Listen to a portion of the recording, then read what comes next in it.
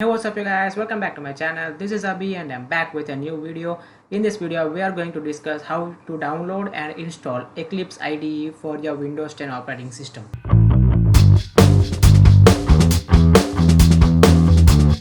If you have not watched how to download Java on your Windows 10 operating system, then I recommend you to first watch that video. I'll leave the link in the description and also in the cards here so that you can watch that video. And after watching that video and installing Java on your Windows operating system, then you can watch this video to run Java programs on the Eclipse IDE. So as usual, open your favorite browser and type Eclipse.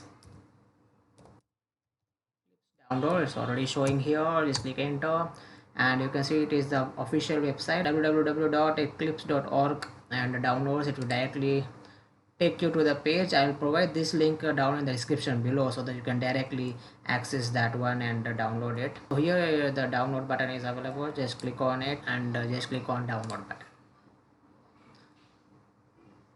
So it's downloading. You can see it's a 111 MB.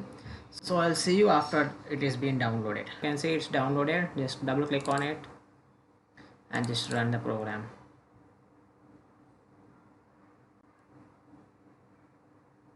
You can see Eclipse installer by We have to also check whether Java is installed in our systems or not. So run this command in the command prompt, Java space /version, and enter. You can see it is the 16.0.1 version is running in your Windows 10 operating system.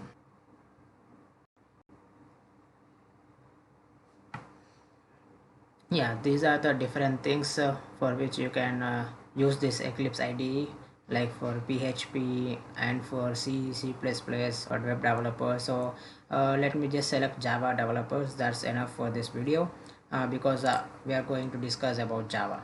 You can see it's asking us to install this one. So let us install it.